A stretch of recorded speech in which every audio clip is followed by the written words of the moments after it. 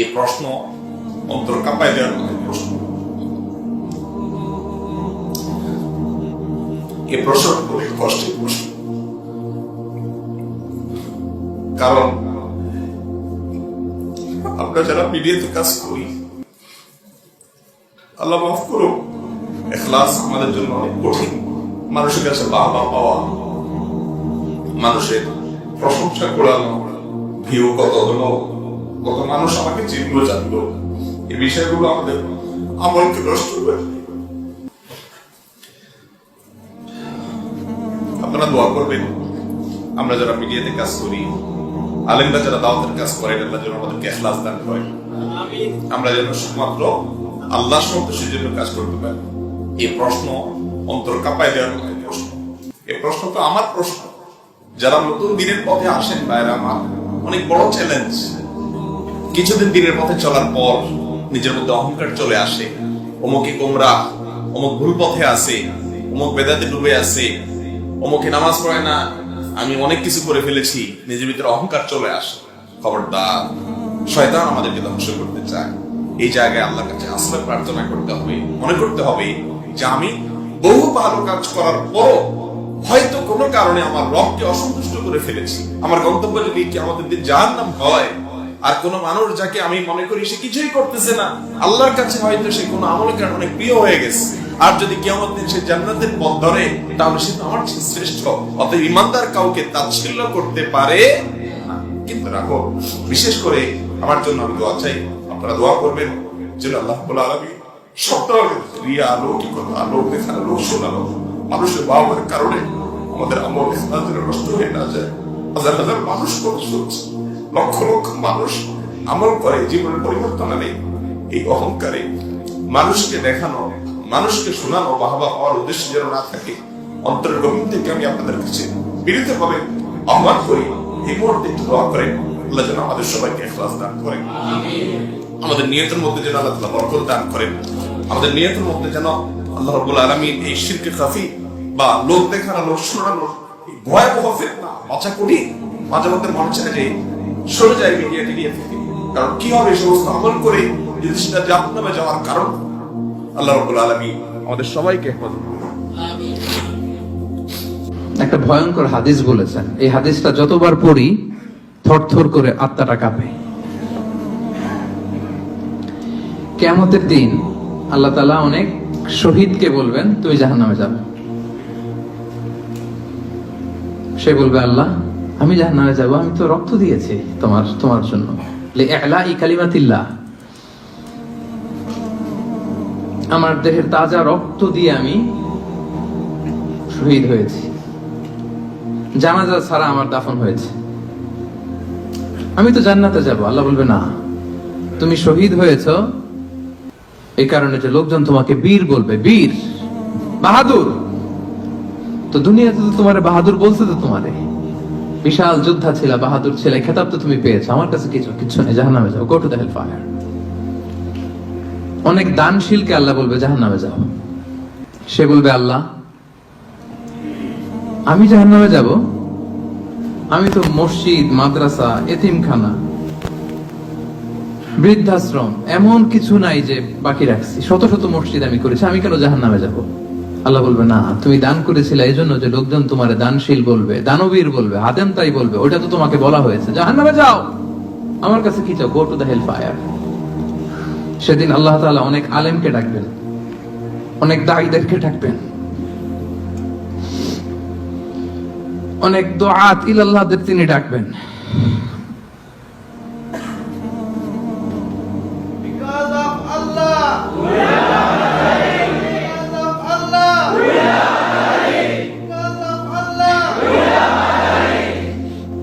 সেদিন অনেক দুআত ইলাল্লাহদেরকে ডেকে আল্লাহ বলবেন যে তুমিও জাহান্নামে যাবে।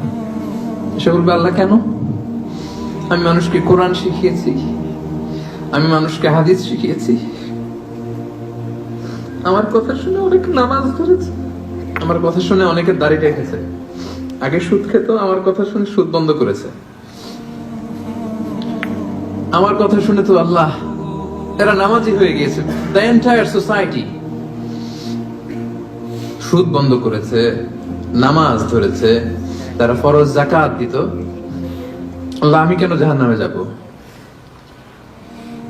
আল্লাহ বলবেন তুমি এই দাওয়াতি কাজ করেছো, লোকজন তোমাকে বড় আলেম বলবে, লোকজন তোমাকে বড় সেলিব্রিটি বলবে, লোকজন তোমার নামে তাকবীর দিবে, তোমাকে বড় আলেম বলবে, বড় দাঈ বলবে। এটা তো বলা হতো তোমাকে দুনিয়াতে, আল্লামা বলে ডাকা হতো তোমাকে, বাহরুল উলুম বলা হতো তোমাকে, জ্ঞানের সাগর, অনেক বড় দাঈ, অনেক বড় সেলিব্রিটি তোমাকে বলা হতো এই দুনিয়াতে। তো যা চেয়েছো তা তো পেয়েছো, আমার কাছে কি চাও? আমার কাছে তোমার জন্য কিছু নাই। Go to the hell fire, তুমি জাহান্নামে যাও। আল্লাহ ওইরকম আলেম হওয়া থেকে আমাদেরকে তুমি বাঁচাও, ওইরকম দাঈ হওয়া থেকে তুমি আমাদেরকে বাঁচাও।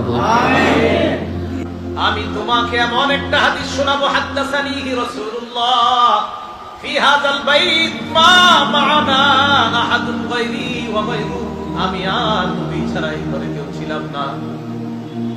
এই কথা বলার পর আবু হুরায়রা আবার বেহুশ হয়ে গেছে। কি এমন হাদিস, এই হাদিস বলতে পারে না। আবু হুরায়রা রাদিয়াল্লাহু তাআলা আবার বলে, আমি তোমাকে এমন একটা হাদিস শোনাবো, নবীজি এই ঘরে এই জায়গায় বসে হাদিসটা আমাকে শোনাইছে, আমি আর আল্লাহ নবী ছাড়া কেউ শুনে নাই। হাদিসটা আমি শুনছি, বুঝছি, আবার ভালোভাবে অনুধাবন করছি। আবার আবু হুরায়রা বেহুশ হয়ে গেছে 4 বার। আবার হুঁশ ফিরে আসার পর ফালাম্মা মারা খাররান আলা ওয়াজহি মালা খাররান আলা ওয়াজহি, আবু হুরায়রা মাটির মধ্যে পড়ে যাওয়ার উপক্রম, আস্তাগফিরু আলাইয়া, আমি আবু হুরায়রার শরীরটা আমার শরীরের সাথে লাগাইলাম। দীর্ঘ সময় পর্যন্ত আমি তাকে এইভাবে আটকায় রাখলাম। হুঁশ ফিরে আসার পর আবু হুরায়রা বললেন, ইন্নাল্লাহা ইযা কানা ইয়াউমুল কিয়ামা ইয়ানজিলু ইলাল ইবাদ। কিয়ামতের ময়দানে আল্লাহ বান্দাদের সামনে আসবেন, লিয়াকযিয়া বাইনাহুম, বান্দাদের মাঝে বিচার করবে। আউয়ালু মান ইয়াদউ বিহি রাজুলুন তাআল্লামাল ইলমা, সর্বপ্রথম আল্লাহ এমন বান্দাকে ডাকবে যেই বান্দা ইলম শিখছে।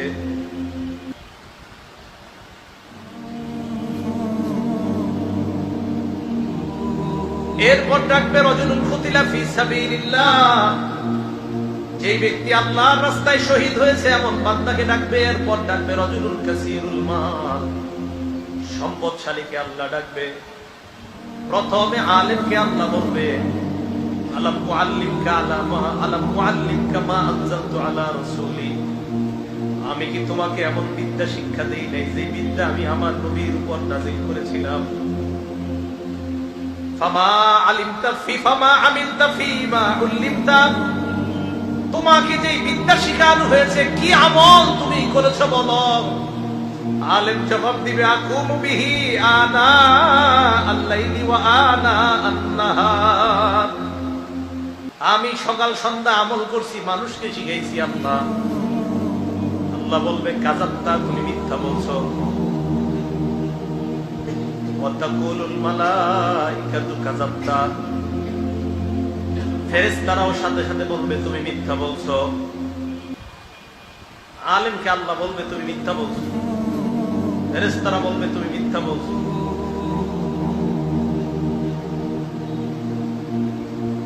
এরপর আল্লাহ শহীদকে ডাক দিয়ে বলবে, তুমি কেন শহীদ হয়েছে বলো। শহীদ বলবে, আল্লাহ আপনারই খুশি করার জন্য শহীদ হয়েছে। আল্লাহ বলবে, এই কারণে না। আলেমকে আল্লাহ বলবে প্রথমে, এরপরে শহীদ। প্রথমে আলেমকেও বলবে,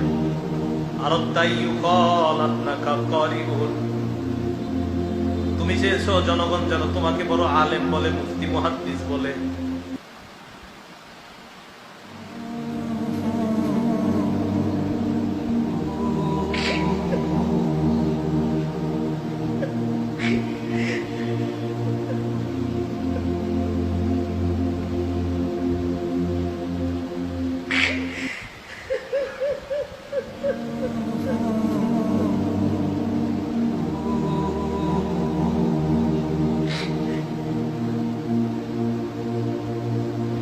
মানুষ তোমাকে বড় আলেম বলছে, বড় বক্তা, বড় মুহাদ্দিস, সব বলছে, যাও জাহান্নামে যাও।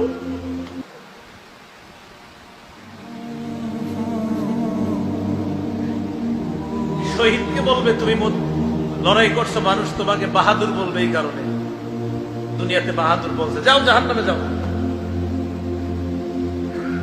দাতাকে বলবে তুমি যেন বড় দাতা, এটা বলার জন্য তুমি দুনিয়াতে দান করছো, জাহান্নামে যাও।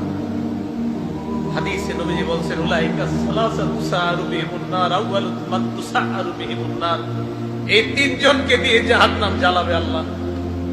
যখন এই হাদিসটা পড়ি তখন আমি খুবই ভয় পাই, প্রচন্ড ভয়ের ভিতরে থাকি।